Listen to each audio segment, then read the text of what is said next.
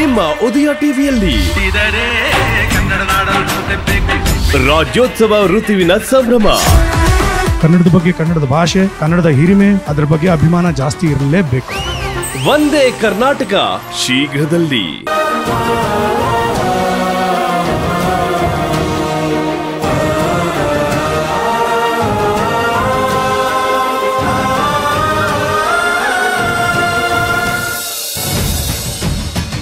ಏ ಕೇಶವ.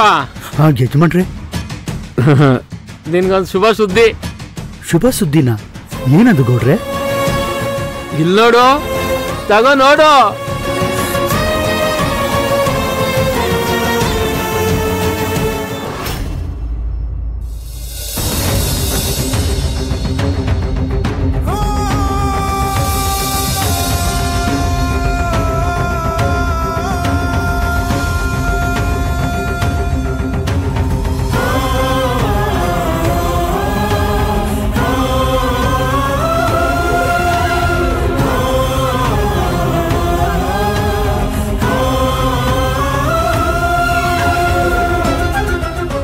ಬರೀ ಅವಳ ಹೆಸರು ಮಾತ್ರ ಅಲ್ಲ, ಅಪ್ಪನ ಹೆಸರನ್ನು ಬದಲಾಯಿಸ್ಕೊಂಡಿದ್ದಾಳಲ್ಲ. ಏನಿದ್ರ ಮರ್ಮ ತಿಳ್ಕೊಳ್ಳೇಬೇಕಲ್ಲ. ಏ ಕೇಶವ, ಏನ್ ಯೋಚನೆ ಮಾಡ್ತಾ ಇದೀಯಾ? ಗೌಡ್ರೆ, ನನ್ ಮಗಳ ಮದುವೆ ಗೌಡ್ರೆ. ಎಂತ ಸಂತೋಷಿ ಸುದ್ದಿ ಕೊಟ್ಬಿಟ್ರಿ ಗೌಡ್ರೆ. ಗೌಡ್ರೆ, ನಿಮ್ ಕೈ ಮುಗಿದು ಕೇಳ್ಕೊತೀನಿ, ದಯವಿಟ್ಟು ನನ್ನ ಮಗಳ ಮದುವೆ ಕರ್ಕೊಂಡು ಹೋಗಿ. ಬೇಕಿದ್ರೆ ನಿಮ್ ಕಾಲ್ಗೆಲ್ಲ ಬೀಳೋ ಅಗತ್ಯ ಇಲ್ಲ. ನೀನೀಗ ಸಾಮಾನ್ಯ ವ್ಯಕ್ತಿ ಅಲ್ಲ, ದೊಡ್ಡ ಶ್ರೀಮಂತರು, ಬೀಗ್ರು ನೀನೀಗ. ನಿನ್ನ ಮಗಳು ಎಂತ ಮನೆಗೆ ಸೊಸೆಯಾಗಿ ಹೋಗ್ತಾ ಇದ್ದಾಳೆ ಗೊತ್ತಾ? ನಿನ್ನ ಮಗಳು ಅಂತಿಂತ ಮನೆಗೆ ಸೊಸೆಯಾಗಿ ಹೋಗ್ತಾ ಇಲ್ಲ. ಅವರು ಇಡೀ ಇಂಡಿಯಾಗೆ ಶ್ರೀಮಂತರು, ದೊಡ್ಡ ಮನೆತನ. ಅಂತವ್ರ ಮನೆಗೆ ನಿನ್ನ ಮಗಳು ಸೊಸೆಯಾಗಿ ಹೋಗ್ತಾ ಇದ್ದಾಳೆ. ಅದೃಷ್ಟ ಮಾಡಿದಾಳೆ. ಹೌದಾ? ನೀವು ಹೇಳ್ತಾ ಇರೋದು ನಿಜನಾ?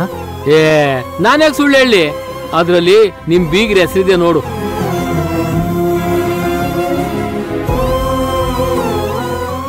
ಶ್ರೀಮತಿ ವಸುಂಧರ, ಆಗರ್ಭ ಶ್ರೀಮಂತೆ.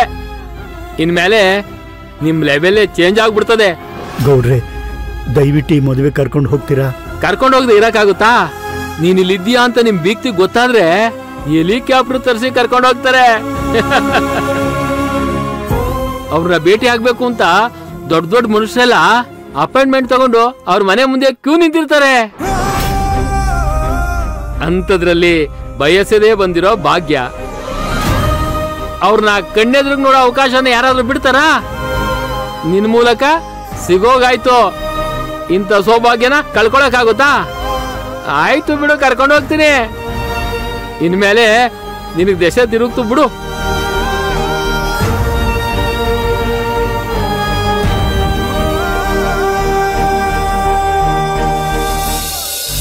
ಡ್ಯಾಡ್, ಇವತ್ ಭವಾನಿಗೆ ಹೊಟ್ಟೆ ಉರ್ಸಿರೋದ್ ಹಂಗಿಂಗಲ್ಲ. ಇನ್ನೊಂದ್ 2 ಸಲ ಹಿಂಗೆ ಉರ್ಸಿದ್ರೆ ನೀನೂ ಬೇಡ, ನಿನ್ ಸವಾಸನೂ ಬೇಡ, ಮದ್ವೆನೂ ಬೇಡ ಅಂತ ಹೇಳಿ ಗಂಟು ಮುಟ್ಟೆ ಕಟ್ಕೊಂಡು ಓಡೋಗೋದಂತೂ ನಿಜ. ನಾನು ಒಂದೊಂದ್ ಪ್ರಶ್ನೆ ಕೇಳ್ತಾ ಇದ್ರೆ ಅವಳ ಮುಖ ನೋಡ್ಬೇಕಿತ್ತು. ಇಂಕ್ ತಿನ್ ಮಂಗನ್ ತರ ಆಗಿತ್ತು. ವಸುಂಧರಾ ಆಂಟಿ ಅಂತೂ ಫುಲ್ ಖುಷಿ ಪಟ್ರು ಗೊತ್ತಾ? ಸೂಪರ್. ಅಪೇಕ್ಷಾ, ತುಂಬಾ ದೊಡ್ಡ ಸಾಧನೆ ಮಾಡ್ಕೊಂಡ್ ಬಂದಿದೀನಿ ಅನ್ನೋ ಹಾಗೆ ಬೀಗ್ ಬೇಡ. ನೀನ್ ಮಾಡಿದ್ ಯಾವ್ದು ಸರಿ ಇಲ್ಲ. ನೀನ್ ತುಂಬಾ ಜಾಸ್ತಿ ಆಯ್ತು ಕಣೆ. ಅಲ್ಲ, ಜಗತ್ತಲ್ಲಿ ತನ್ನ ಸ್ವಂತ ಮಗಳು ಕೂಡ ಖುಷಿಯಾಗಿರ್ಬಾರ್ದು ಅಂತ ಯಾರು ಒಬ್ಳು ಅನ್ಕೊಂಡಿದ್ರೆ ಅದು ನೀನೇ ಏಕೈಕ ತಾಯಿ.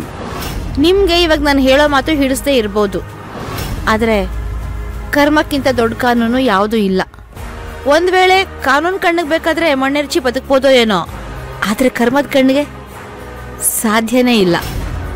ನಿಮ್ ಸರದಿ ಬರತ್ತಲ್ವಾ, ಆವಾಗ ಗೊತ್ತಾಗತ್ತೆ. ನೀವೇ ಅನುಭವಿಸಿ ನೋಡ್ರಿ. ನಿಮ್ಗೆ ಇವಾಗ್ಲೂ ಸಮಯ ಇದೆ. ವಸುಂಧರಾ ಅವ್ರಿಗೆ ಫೋನ್ ಮಾಡಿ ಹೇಳ್ಬಿಡಿ ಈ ಕೆಲಸ ನಿಮ್ಮಿಂದ ಆಗಲ್ಲ ಅಂತ. ಯೋಚನೆ ಮಾಡ್ರಿ. ಏನಮ್ಮ ನೀನು, ನಿನಗ್ ಸ್ವಲ್ಪನೂ ಬೋರ್ ಆಗಲ್ವಾ? ಯಾವಾಗ ನೋಡಿದ್ರು ಹೇಳಿದ್ದನ್ನೇ ಹೇಳ್ತಾ ಇರ್ತೀಯ.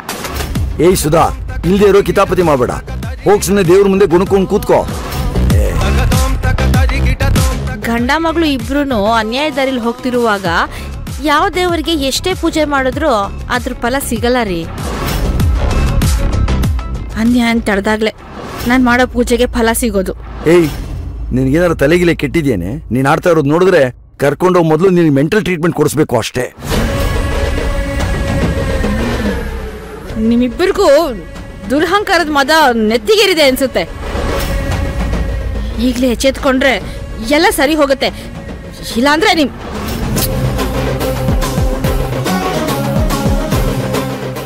ಶಾಪ ಹಾಕಕ್ಕೂ ಮನ್ಸಾಗಲ್ಲ. ಏನಾದ್ರೂ ಮಾಡ್ಕೊಂಡು ಹೋಗ್ರಿ. ದೇವರೇ ಬಂದ್ರು ನಿಮ್ಮನ್ ಕಾಪಾಡಕ್ಕಾಗಲ್ಲ.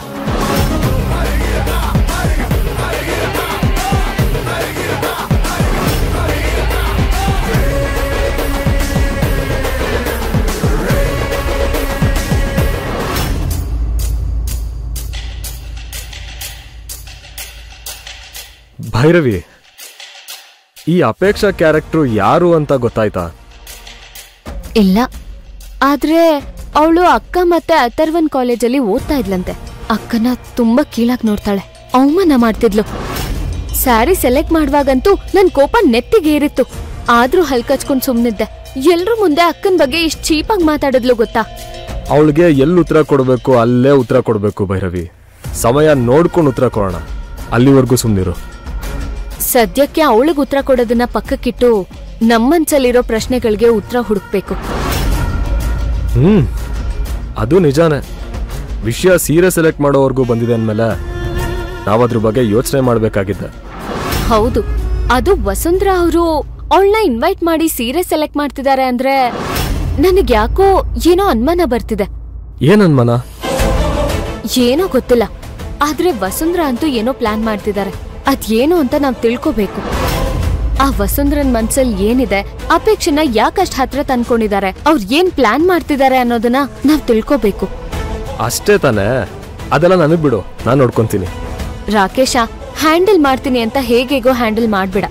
ಈ ವಿಷಯನ ತುಂಬಾ ಕೇರ್ಫುಲ್ ಆಗಿ ಹ್ಯಾಂಡಲ್ ಮಾಡು. ಸ್ವಲ್ಪ ಹೆಚ್ಚು ಕಮ್ಮಿ ಆದ್ರೂ ಅಕ್ಕನ್ ಜೀವನನೇ ಹಾಳಾಗುತ್ತೆ. ಇದು ನನ್ ರಿಕ್ವೆಸ್ಟ್.